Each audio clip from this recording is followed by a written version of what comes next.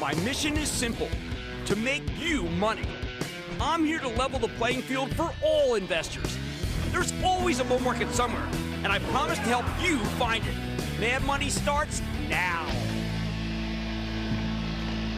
Hey, I'm Cramer. Welcome to Mad Money. Welcome to Cramerica. I'll be one to make friends. I'm just trying to make a little money. My job's not just to entertain, but to educate and teach you.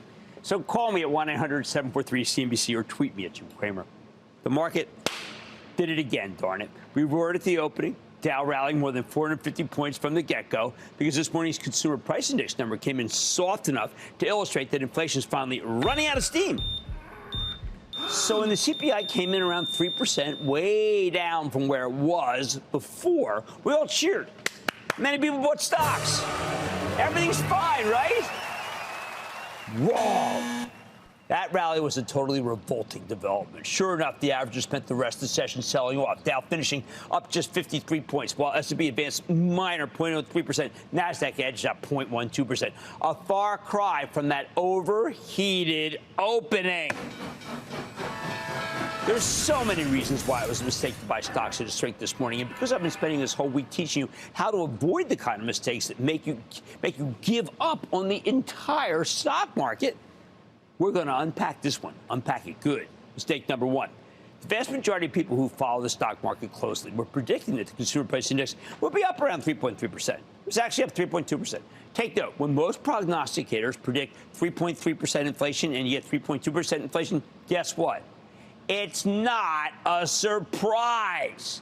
And you don't buy stocks aggressively on a data point that's not a surprise. That's right. Never buy into a phony surprise that the media hypes up for a faux bit of excitement. You will most likely lose money. Second mistake. If you buy stocks on this kind of bogosity, will you please use limit orders? Don't use market orders. Pick a price that you're willing to pay and put the order in using that limit. If you use a market order, you're at the mercy of your broker, and it's like the clowns who buy the stock futures with reckless abandon. Well, they will end up causing you to get a crummy price, probably the highest price of the day. Those who did it, you know you did. You did what we call top ticking. You can bet that almost every single person who used a market order to buy a stock this very morning is now down on those trades, and they probably want to sell everything and give up on stocks, because they're so mad at themselves for paying up. Market orders put you at the mercy of an unmerciful market.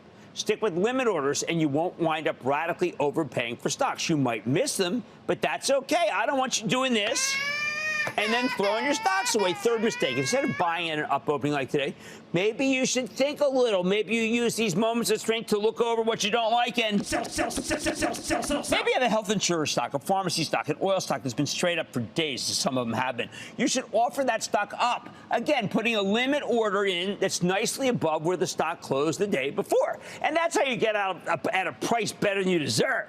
That's what you're always looking for. Remember, you want to sell into strength and buy into weakness, not the other way around. That's not the way it's done. Finally, when you get the inevitable intraday sell-off that I predicted in our morning meeting show at 10:20 when I speak with Jeff Marks for the Investing Club, you need to do some serious watching for when the tide starts going back out. Almost all the stocks that got taken up at the opening went down because there was nothing grounding the move to begin with, just futures buying. But if you can find a stock that actually starts to go higher into the wave of selling, if the future buying ends, I got to tell you something, that will be a winner. Today we had a textbook winner. All aboard! Walt Disney. When almost all the other stocks were in retreat from their highs, Disney stocks slowly, step by step, inch by inch, started to advance. Whenever you see that kind of action, you know that something special is happening, because this is a stock that's able to defy the gravitational pull of the average after being cut in half over the last couple of years. Now, I know this is not a trading show. Far from it. I'm almost always railing against short-term traders. It's almost impossible to pull off unless you're trading at a full-time job, and I'm not doing this show for full-time jobbers. But before I got to the show, I did have 25 years of trading, and that's when I learned this simple rule. Look for stocks that can buck a strong future selling trend. If they can withstand that kind of sell-off, that tsunami sell-off, there might be something special going on that you got to focus on. That's exactly what happened today with Disney. Disney stock could buck the trend and finish up almost 5%. because a bunch of good things are finally going on there. First, CEO Bob Iger delivered a quarter that actually looked pretty bad on its face. In fact, the stock got hammered down $3 on the headlines. But to be blunt about it, the people who were selling Disney were being morons. Disney does not have some sort of buffoon CEO at the helm. Iger's a seasoned veteran who's created a tremendous amount of value over the years. And if there's one thing he knows how to do, it's tell an electric story. So you need to wait for him to speak on the darn conference call before you take any stupid sell action. And those who didn't wait, they missed out on a fabulous run. Shame on you. What exactly did Iger say? Well, a bunch of things. He talked about better Disney Plus numbers, including some price increases, the possibilities of some strategic initiatives to get rid of the pain of linear television's decline and future fall. Filled up the cruise ships. Best of all, the balance sheet. The balance sheet. It's no longer in tatters. There's some optionality. Not long ago, I felt that Disney was cornered. Far from it.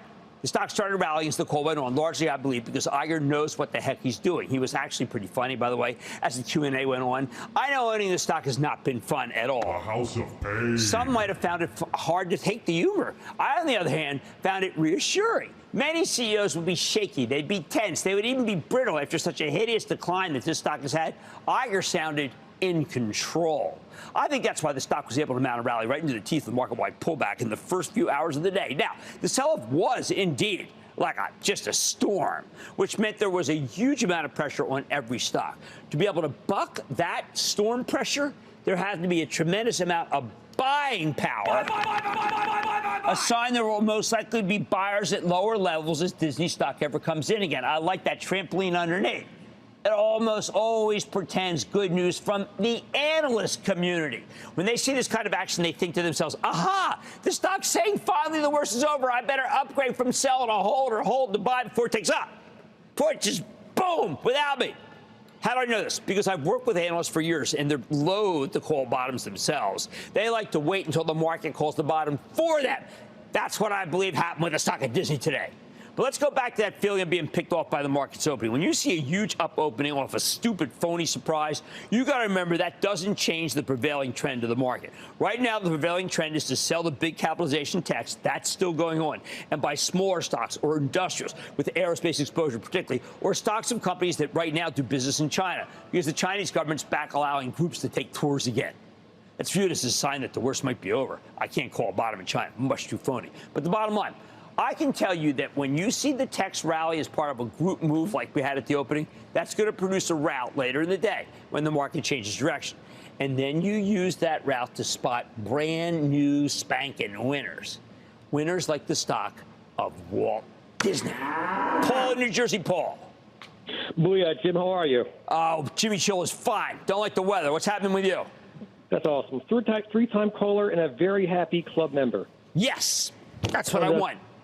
Yeah, I just want to thank you and your staff. I've learned so much from the club. It's definitely making me a much better investor, and I really appreciate it. Oh, thank you, man. Thank you very much. Thank you. That's what we want. That's why we do it. Awesome.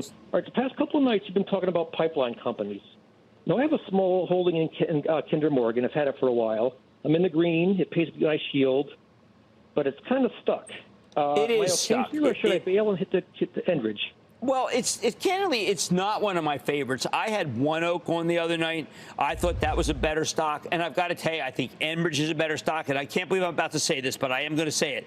Energy Transfer, yes, ET, phone home, is a better stock than Kinder Morgan. Sally in New Hampshire. Sally. Hey, Jim. Boeing's been around for a long time. When are they going to reinstate their dividends?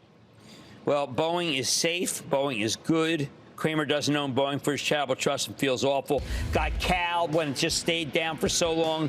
That was a mistake. But a very nice club member earlier, Paul, said he's thrilled with what we do in teaching. Here's some teaching. I blew out of Boeing too early and swapped into other aerospace plays. All right, listen to me. I can tell you that when you see the techs rally as part of a group move like they had in the opening, that could probably produce a rout. But in that rout, what you can do is find winners. And the winner is the Walt Disney Corporation. Made money tonight. We know this FTC isn't too kind to mergers, but I spotted one that managed to get approved that I think will present a buying opportunity that nobody really likes. I'll reveal what it is. Then the ESPN Penn Entertainment deal sends shares of DraftKings sharply lower. So are investors getting a buying opportunity in the online sportsbook, or will Disney and Penn Entertainment annihilate them. I'll give you my sense of the situation. And Ralph Lauren's stock pulled back after earnings. So are investors finally getting a chance to buy the apparel powerhouse, which has been doing so well? I'm going to dig into the story with the CEO. So stay with Cramer.